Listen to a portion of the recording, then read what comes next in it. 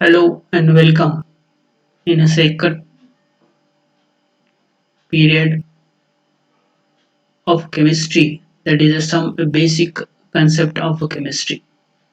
In the last period, we have seen general introduction and all these units, and these units we have discussed in a briefly because they are not introduced in a syllabus of this academic year, and that is why in short we have seen the general information about this.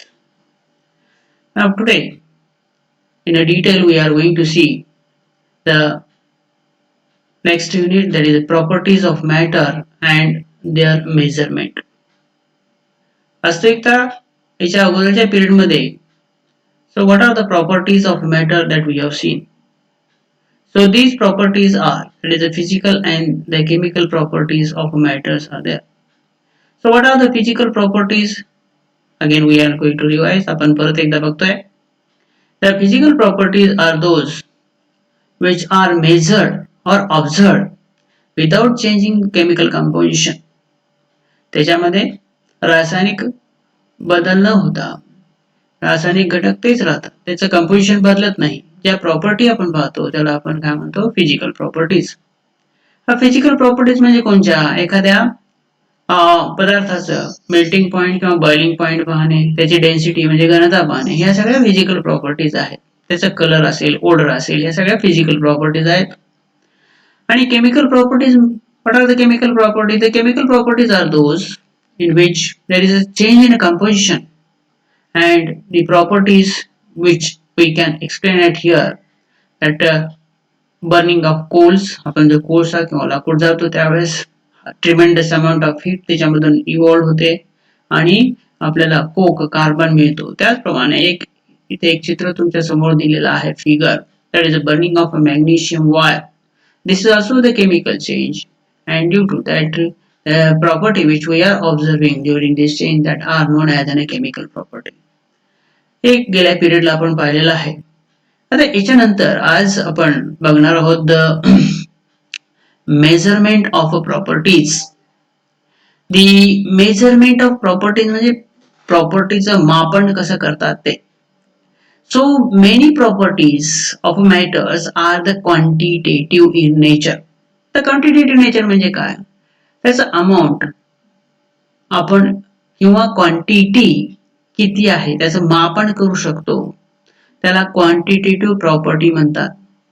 How much amount is there, त्याचं वजन असेल, त्याचा आकारमान असेल, हे अशा प्रकारची quantity आपण इथे मेजर करू शकतो. That properties are known as an quantitative property. So these properties are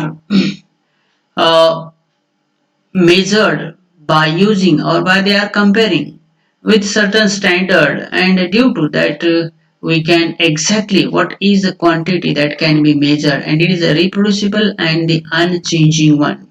आपण स्टँडर्ड क्वांटिटी आपण घेतल्या, जसे की काहीतरी वस्तुमान असेल, मास असेल किंवा काय अशा प्रकारची जी क्वांटिटी घेतली, ही quantity it is unchanged one and it is a fixed one along with that matter. मॅटरच्या सोबत ती काय असते, फिक्स असते. So there are many properties, आपण इथे येऊ. There are many properties of matters are there. आता तुम्हाला सांगितलं मी, मास असेल, लेंथ असेल, एरिया असेल, प्रेशर असेल, व्हॉल्यूम असेल किंवा टाइम असेल. So these are the quantitative property. ह्या एका आकड्याशी किंवा त्याचं मापन करता येतं अशा प्रॉपर्टीला आपण क्वांटिटेटिव्ह प्रॉपर्टी म्हणतात. Now any property which is measured which is express in a definite way. ह्या डेफिनेट वे म्हणजे काय, ही समजा एखादा आपण अंतर मोजत आहोत किंवा लांबी रुंदी मोजत आहोत, तर त्या दोन त्याच्यामध्ये मापनाचे असतात. एक आहे नंबर, हा इथं 10 लिहिलेला आहे, आणि एम आहे, याला युनिट म्हणतो. अंडरस्टँड. आणि 10 आणि 10 काय आहे, नंबर आहे, आणि युनिट काय आहे, M, that is a metre. अशा प्रकारे आपण ते एक्सप्रेस करू शकतो. इथं डिजिटल म्हणजे आकड्यामध्ये दिलं आणि एक त्याचं काय युनिट दिलेलं असते, याच्यावरून याचं मापन पूर्ण होते. म्हणजे याचा अर्थ असा आहे की दिलेलं मॅटर जे आहे ते 10 मीटर एवढं त्याचं आपण मापन करू शकतो. मग या तर हे ठीक आहे, आपल्याला इथं न्यूमेरिकल काय आहे ते कळून जाईल तुम्हाला. पण याच्यामुळं ह्या न्यूमेरिकलला अर्थ येतो, तो मीटर मध्ये आहे का सेंटीमीटर मध्ये आहे याच्यावरून आपण करतो. मग ह्याला काय म्हणतात, हे जे आहे याला म्हणतात युनिट. काय म्हणायचं, युनिट. कशाला, हे जे एम लिहिलेलं आहे हे unit. So what is a unit? Unit is the arbitrarily decided and universally accepted standard are called unit. Arbitrarily म्हणजे काय, त्याचा विशिष्ट असा अभ्यास करून सर्वांमध्ये हे ठरवलेलं असतं. आणि इट इज युनिव्हर्सली ऍक्सेप्टेड, सगळ्यांनी ऍक्सेप्ट केलेलं असतं. असं काही नाही की भारतामध्ये मीटर म्हणजे इतकी लांबी आणि अमेरिकेमध्ये वेगळं, असं होत नाही. ते सगळीकडे एकच मीटर म्हणजे त्याचं विशिष्ट मापन, तेवढं अंतर किंवा तेवढी लांबी असते आणि ही फिक्स असते. So this is universally accepted, सगळ्यांनी ऍक्सेप्ट केलेलं आहे.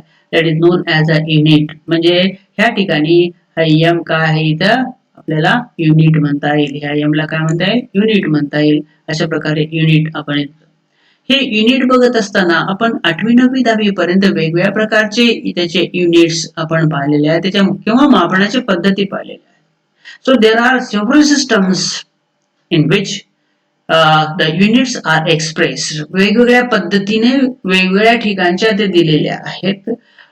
तर त्या पद्धती कोणत्या ते आपण 8वी 9वी 10वीला शिकलेला आहे. एक आहे सीजीएस पद्धत म्हणतो. ह्या सीजीएस मध्ये काय असतं, सेंटीमीटर फॉर लेंथ, लांबी मोजायचं सेंटीमीटर असते. आणि जर वजन मोजायचं असेल तर ग्रॅम मध्ये, किंवा मास मोजायचं असेल तर त्याचा ग्रॅम मध्ये, आणि टाइम मोजायचा असेल तर सेकंड मध्ये. म्हणजे सी सेंटीमीटर, जी ग्राम, आणि एस काय आता, that is in a second. Time is in a second. त्याचबरोबर दुसरी एक मापनाची पद्धत आहे F P S, that is a foot, pound, and the second. Okay, this is one of the way by means of which we can derive the unit, or you can say we can express the unit. So another way is that the MKS.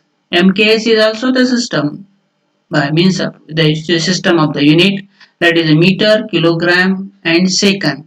So these are the various types of systems in which the different units are there. ह्या already आपण 8वी 9वी 10वीला पाहिले, तर थोडक्यात तुम्हाला दिलेलं आहे.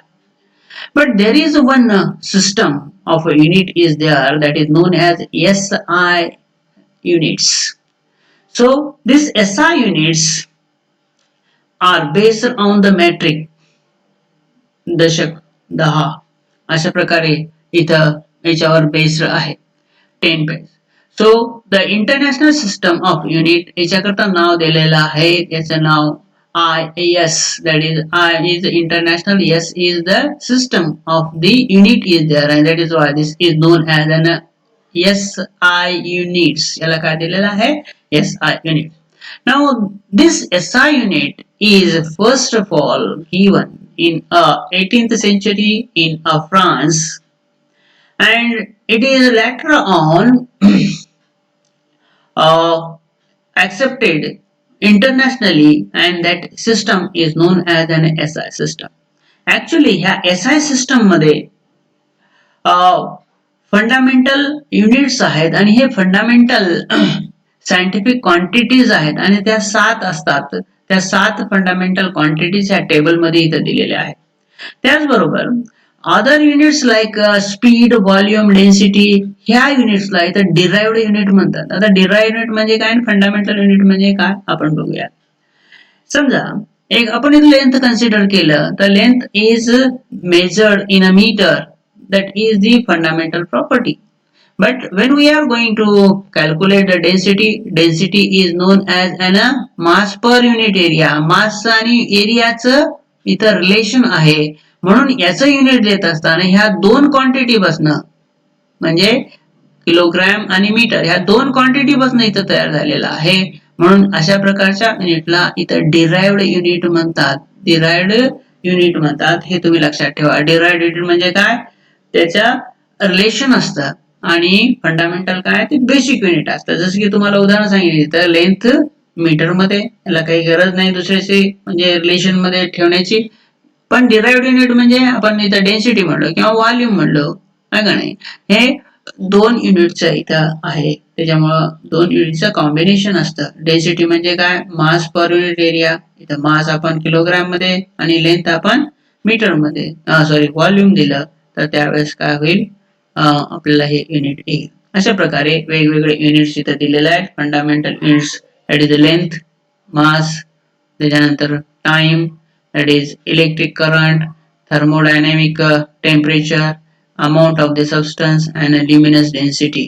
Length L ने दाखवतात, सिम्बॉल आहे त्याचा तो. नेम ऑफ एसआय युनिट काय तर मीटर आहे, एम ने दाखवतात. मास स्मॉल एम ने दाखवतात, त्याचं युनिट काय आहे किलोग्रॅम आणि ते सिम्बॉल केजी ने दाखवतात. टाइम दाखवायचा असेल तर स्मॉल टी ने, तो सेकंद मध्ये असतो. आणि electric current L I sorry ampere मध्ये दाखवतात, ते कॅपिटल ए ने दाखवतात. Thermodynamical temperature T that is express in a kelvin K ने दाखवतात. अमाऊंट ऑफ द सबस्टन्स दाखवायचा असेल एन, ते मोल ने दाखवतात. आणि ल्युमिनस इंटेन्सिटी व्ही ने दाखवतात, that is known as candela. C D ने ते एक्सप्रेस करतात, युनिट आहे सी डी. अशा प्रकारे ह्या सगळ्या फंडामेंटल युनिट्स आहेत. ह्या फंडामेंटल युनिट्स आपण इथं पाहिलं. त्याच्यानंतर आपल्याला बघायचं आहे की फिजिकल प्रॉपर्टीज आहे. फिजिकल प्रॉपर्टीज कोणत्या कोणत्या आपण मेजरेबल प्रॉपर्टीज आहेत ते बघू. त्याला आपण मास, पहिली प्रॉपर्टी आपण बघणार होतो की mass and weight. Actually mass is definitely along with any matter. कोणताही पदार्थ म्हणल्यानंतर त्याचं काहीतरी वस्तुमान असणार.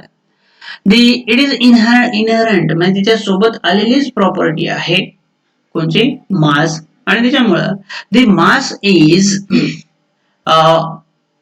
measured, it is a quantity of any matter along with that body that is known as a mass. Actually, the mass of the body does not vary as the position changes. Position बदललं एखाद्या पदार्थाचं किंवा मॅटरचं तर त्याच्यामध्ये मास मध्ये त्याचा काही फरक होत नाही. पण जर वेट आपण कन्सिडर करू, the weight of a body is result the mass and the gravitational force. Weight म्हणजे काय असतं, ग्रॅव्हिटेशनल फोर्स आणि मास ह्या दोन्हीचं दोन्हीमुळे इथं आलेलं असतं. उदाहरण घ्या आपल्याला, आपण जर ते पृथ्वीवर आपण आहोत त्यावेळेस आपलं वजन समजा 60 किलो असेल, ठीक आहे. आणि कारण का त्याचं ग्रॅव्हिटेशनल फोर्स आपल्यावर अप्लाय करतो. तेच आपण चंद्रावर गेलो तर ते आपलं वजन समजा म्हणतोय मी 20 किलो होऊ शकतं. म्हणजे हे वेट जे आहे, ही वेट कशाशी संबंधित आहे, ग्रॅव्हिटेशनल अट्रॅक्शन. पण मासचं तसं नाही. मास कुठेही बघा किंवा कुठेही त्याचे कॅल्क्युलेशन करा, ही फिक्स क्वांटिटी असते. ह्या दोन्ही मधला तुम्ही फरक लक्षात ठेवा. नाउ सेकंड थिंग, ठीक आहे, मास आणि वेट. देन याचे युनिट काय आणि डिटेल मध्ये आपण बघणार आहोत. येस, म्हणून काय, the mass of a body is more fundamental. ही मूलभूत राशी आहे, प्रॉपर्टी कशाचं, दॅन दी वेट पेक्षा, वजनापेक्षा मास ही फंडामेंटल प्रॉपर्टी आहे, मूलभूत राशी आहे, मूलभूत युनिट याचं आपल्याला देता येतं. आणि म्हणून लक्षात ठेवायचं, mass is a more fundamental property than its weight. Weight पेक्षा मास ही फंडामेंटल प्रॉपर्टी आहे. मग याचे युनिट काय आहे, the basic unit of the mass in SI unit is a kilogram. आपण केव्हाही आपण मास दाखवत असेल तर ते किलोग्रॅम मध्ये दाखवतो. पण त्याचं फ्रॅक्शन आहे, प्रत्येक वेळेस किलोग्रॅम आपल्या केमिस्ट्रीमध्ये किलो आपण वापरू शकत नाही. त्याच्यामुळे फ्रॅक्शनल क्वांटिटी त्याच्या छोटा भाग म्हणजे ग्रॅम मध्ये सुद्धा हे एक्सप्रेस करता येतं. It is and this generally used for the measuring or weighing a small quantity of a chemical in a laboratory, that is in a gram मध्ये आपण देतो. आता किलोग्रॅमचं आणि ग्रॅमचं काय रिलेशन आहे ते कसं एक्सप्रेस करायचं इथं दाखवलेलं आहे. The 1 kilogram is equal to 1000 gram. It is expressed in 2 like this, 10 raised to 3 gram अशा प्रकारे हे एक्सप्रेस केलं जातं. So this is the first physical property, that is a mass and the weight. Now next property is that the length. What is the length? आपल्याला माहिती आहे, आपण लांबी आपण म्हणतो. It is one of the important property. म्हणजे केमिस्ट्रीमध्ये इथं कुठं वापरले जाते? ॲटमची रेडियस किंवा बॉन्डची रेडियस लेंथ किंवा वेव्हलेंथ म्हणतो, तरंग आपण मराठी म्हणतो, किंवा इलेक्ट्रोमॅग्नेटिक रेडिएशन जे आपल्या बल्ब मधून वगैरे येतात, किंवा मॅग्नेटिक रेडिएशन जे येतात त्या रेडिएशन मोजण्याकरता म्हणजे अंतर मोजण्याकरता याचा उपयोग केला जातो लेन्सचा. आणि तुम्हाला माहित असेल की ही जी क्वांटिटी आहे ही फार मायन्यूट, फार इथं केमिस्ट्रीमध्ये याचं एकक फार छोटं असायला पाहिजे. म्हणून ॲटॉमिक रेडियस, ॲटमच आपल्याला दिसत नाही, त्याचं रेडियस मोजायचं म्हणजे खूप छोटी असते. आणि म्हणून ही लेंथ जी प्रॉपर्टी आहे ही लेंथ प्रॉपर्टी फार छोट्या याच्यामध्ये युनिटमध्ये आपल्याला मोजावी लागते, व्हेरी स्मॉल युनिट. आणि त्याच्यामुळे याचे फ्रॅक्शन्स इथं वापरलेले आहेत. इथं लेंथचं मीटर जरी दिलेलं असेल तुमच्या ह्या वरच्या बॉक्समध्ये, इथं लेंथचं युनिट काय दिलंय? मीटर दिलंय. पण आपण मीटर मध्ये इथं एक्सप्रेस करू शकत नाही. एक्सप्रेस करू शकतो पण मेजर करत असताना त्याचे छोटे युनिट, फ्रॅक्शनल युनिट आपल्याला इथं वापरावे लागतात. ते युनिट्स आहेत नॅनोमीटर आणि पिकोमीटर, हे 2 युनिट आहेत, फार छोटे छोटे. आता आपण हे नॅनोमीटर किती छोटे आहेत हेच आपल्याला जर अंदाज घ्यायचा असेल तर त्यावेळेस आपण 1 nanometre is equal to 10⁻⁹ metre, म्हणजे दशांशानंतर इकडे म्हणजे 10⁻⁹ मीटर, किंवा जर 1 पिकोमीटर बघायचं असेल तर 10⁻12 मीटर, म्हणजे हे अजून छोटा आहे पिकोमीटर. अंडरस्टँड? अशा प्रकारे हे छोटे छोटे, कारण का ॲटम हा फार छोटा असतो आणि त्याचे लेंथ जर मोजायचं असेल, रेडियस जर मोजायचं असेल तर हे युनिट सुद्धा छोटे असतात. पण त्याचं कम्पॅरेटिव्ह मीटरशी आपण जर युनिट पाहिलं तर 10⁻⁹ आणि 10⁻12 एवढं असतं. त्याच्यानंतरच आपण प्रॉपर्टी बघूयात, ते volume. This volume is one of the quantity we can be defined. It is a space which is occupied in a 3-dimensional one. समजा आपण एखाद्या बीकर मध्ये किंवा घरगुती तुमच्याकडे ग्लास असेल किंवा एखाद्या भांड असेल, त्याच्यामध्ये एक विशिष्ट आकारमान किंवा व्हॉल्यूम आपण काय टाकले? पाणी टाकलेलं आहे. ते पाणी प्रत्येक ठिकाणी किंवा जे मॅटर आपण इथं वापरलेलं आहे हे 3-डायमेन्शनल ऑब्जेक्ट मध्ये जसा त्याचा आकार आहे तशा तिथं ते ऑक्युपाय होतं ते 3-डायमेन्शनल स्पेस मध्ये, आणि त्याचा स्पेस शेप ते घेतं. आणि म्हणून दिस property, volume property is used for a liquid and the gases one. Liquid आणि गॅस करता त्याचा वापर केला जातो. आणि जनरली व्हॉल्यूम हे लिटर मध्ये मोजतात, आणि लिटर मध्ये मोजत असताना त्याचा 1 litre is equal to 1 DM cube, that is equal to 1000 millilitre, किंवा आपण त्याचा म्हणू शकतो की 1000 क्युबिक सेंटीमीटर. म्हणजे त्याचा अर्थ मिलीलिटर आणि क्युबिक सेंटीमीटर हे सेम आहे, हे इथं फिगरने दाखवलेलं आहे. पण एसआय युनिट मध्ये आपण पुढे बघू, फिगर आहे ते. एसआय युनिट मध्ये व्हॉल्यूम एक्सप्रेस करत असताना मीटर क्यूब मध्ये किंवा एम क्यूब मध्ये अशा प्रकारे दाखवलं जातं, हे लक्षात ठेवा. इथे लक्षात येण्याकरता तुम्हाला हे काय दाखवलेलं आहे फिगर मध्ये, litre and SI unit of a volume असं इथं लिहिलेलं आहे. Volume 1 cubic centimetre, volume 1000 cubic centimeter, that is equal to 1000 milliliter, that is equal to 1 dm cube, that is equal to the 1 liter असं लिहिलेलं आहे. याचा अर्थ काय होतो बघा. 1 cubic centimeter, 1000 cubic centimeter म्हणजे हा जो इथं दिलेला आहे 1 सेंटीमीटर, इथं दिलेला आहे हा काय 1 सेंटीमीटर, असे हे सेंटीमीटर 1 क्युबिक सेंटीमीटर असे जर किती पाहिजे तर 1000 असले, 1 2 3 असे आपण मोजत गेलो तर 1000 क्युबिक सेंटीमीटर बरोबर काय होईल, इथं 1 मिलीलिटर होईल. आणि 1 millilitre 1000 millilitre is equal to 1 DM cube, decimetre cube, किंवा that is equal to 1 litre. हे व्हॉल्यूम 1 सेंटीमीटर आणि 1 ml इथं तुम्हाला इथं एक्सप्रेस करून दाखवले. हा क्यूब आहे, याच्यामध्ये जी व्हॉल्यूम असते ही volume that is 1 cubic centimetre किंवा 1 मिलीलीटर येतं. आणि अशा प्रकारे ही जी व्हॉल्यूम आहे ही व्हॉल्यूम आपण मेजर करू शकतो आणि त्याच्या वेगवेगळे युनिट्स फ्रॅक्शनल सुद्धा इथं दिलेले आहेत. आता आपण आताच तुम्हाला सांगितलं की क्वांटिटी जी आहे ही व्हॉल्यूम क्वांटिटी ही त्याच्या आकारमानावर अवलंबून नसते. तर आपण लिक्विड इथे टाकलेला आहे, हे व्हॉल्यूमॅट्रिक फ्लास्क आहे. अंडरस्टँड? हा जो व्हॉल्यूमॅट्रिक फ्लास्क आहे, हा व्हॉल्यूमॅट्रिक फ्लास्क बघा इथं थोडं मोठं करून दाखवतोय. हा व्हॉल्यूमॅट्रिक फ्लास्क आपण घेतलेला आहे. हा व्हॉल्यूमॅट्रिक फ्लास्क, याचा आकार असा असतो, याच्यामध्ये 250 मिलीलीटर आहे. आता ह्या आकार इथं कॅलिब्रेशन त्याचं केलेलं असतं स्टँडर्ड, आणि ह्या मार्किंग पर्यंत जे आहे त्याला काय म्हणायचं आपण 250 मिलीलीटर. ओके, ह्या 250 मिलीलीटरचा व्हॉल्यूमॅट्रिक फ्लास्क आहे. आपण ब्युरेट घेतो, ते ब्युरेट 50 मिलीलीटरची अशा प्रकारची ब्युरेट असते. आपण पिपेट घेतलं, कॅलिब्रेटेड मार्क इंडिकेटिंग 25 मिलीलीटर इथपर्यंत घेतलं तर काय होतं ते 25 मिलीलीटर. याचा आकार मध्ये मोठा आहे का असतो आपण प्रॅक्टिकल करताना बघूयात. त्याचबरोबर ग्रॅज्युएटेड सिलेंडर घेतलं अशा प्रकारचं तर 100 मिलीलीटरचं सिलेंडर, असं हे एकदम सरळ अशा एका प्रकारचा, म्हणजे प्रत्येकाचे आकार वेगळे आहेत पण त्याच्यामध्ये व्हॉल्यूम जे आहे हे फिक्स ठरलेले असते, मापन केलेलं असतं. म्हणजेच काय आहे, गॅस आणि आपण जर लिक्विड मोजायचे असतील तर अशा प्रकारचं मापन मिलीलीटर किंवा लिटर डीएम क्यूब आपण वापरतो. अंडरस्टँड? त्याच्यानंतर आपण बघूयात डेन्सिटी.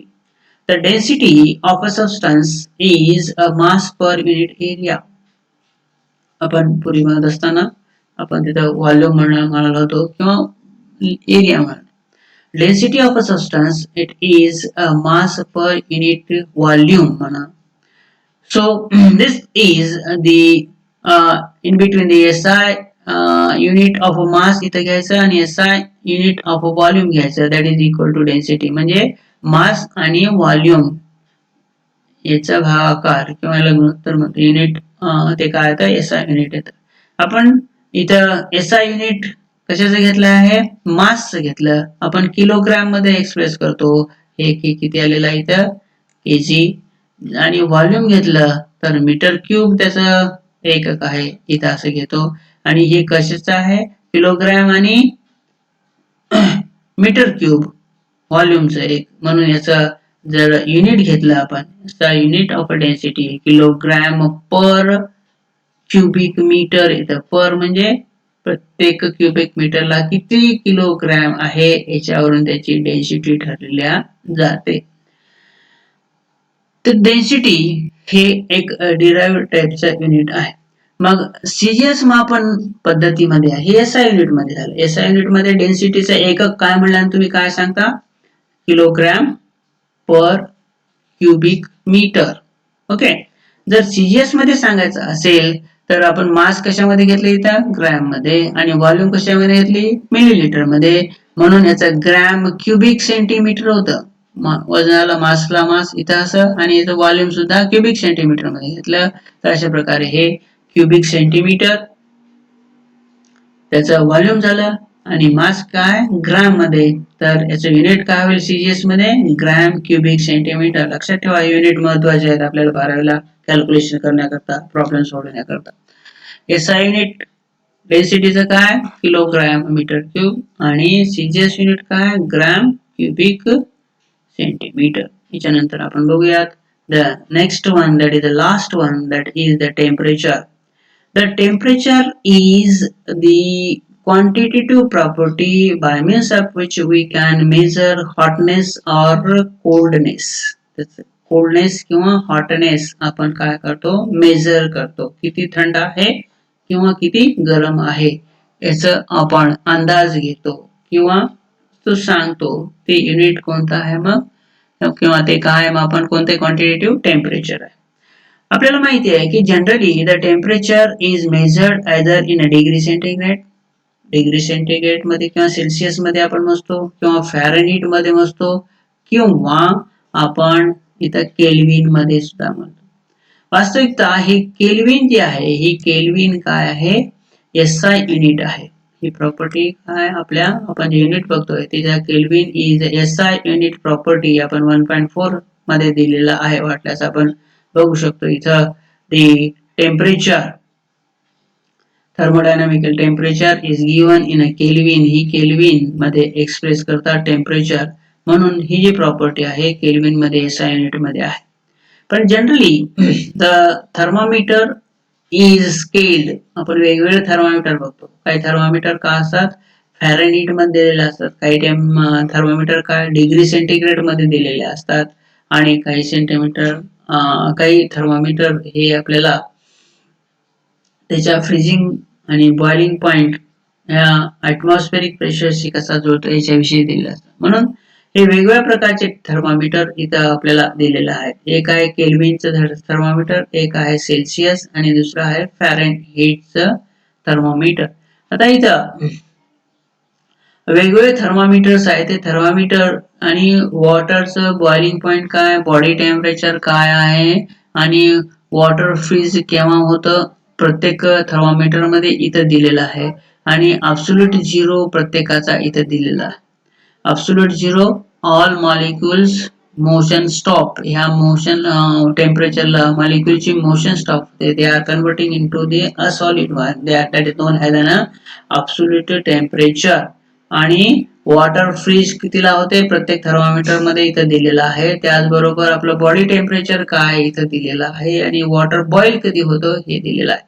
आपण आता केल्विन मध्ये, सेल्सिअस मध्ये आणि फॅरेनहीट मध्ये हे जे वेगवेगळे थर्मामीटर दिलेले आहेत याच्यामध्ये वेगवेगळे टेम्परेचर म्हणजे मापन वेगळं असणार आहे. कसं बघा आता इथं आपण बघूयात वॉटर फ्रीजेस कशामध्ये फॅरेनहीट मध्ये जर आपण पाहिलं तर 32 ला होतं.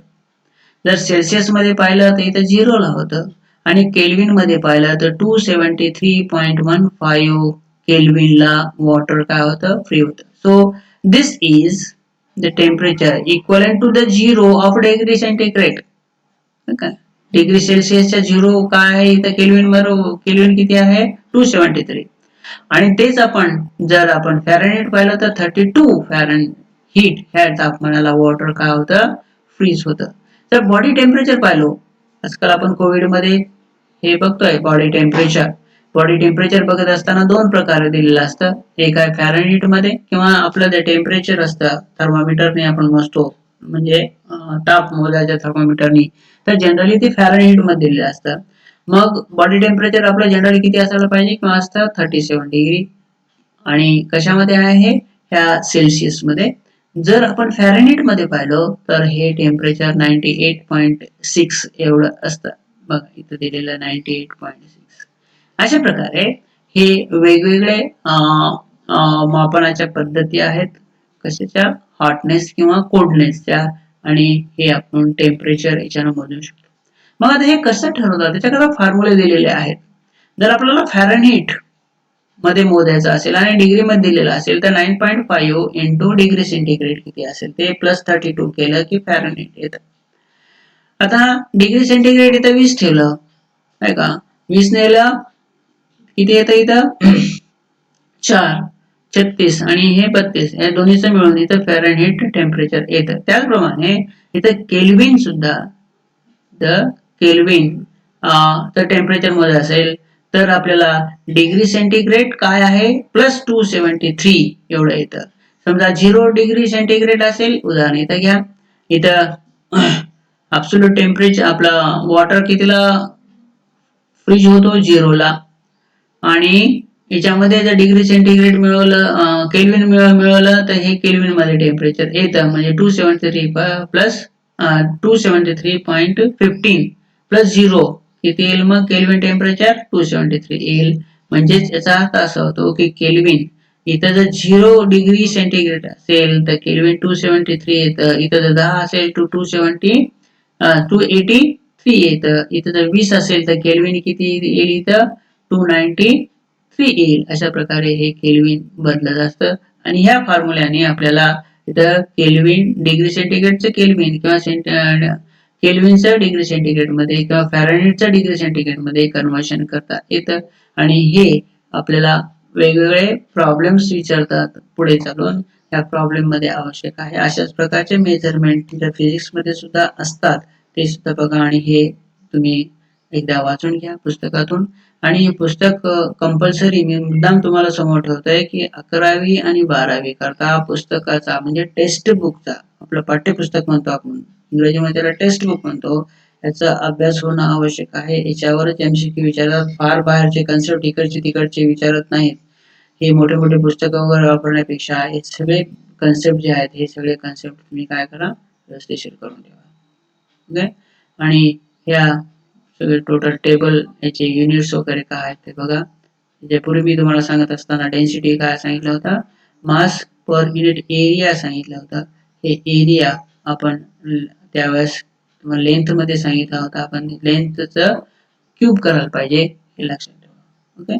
अशा प्रकारे हे आजचा दुसरा पिरियड आपण इथे संपूया. याच्यानंतर आपण याच्या पुढचा भाग बघूया. धन्यवाद.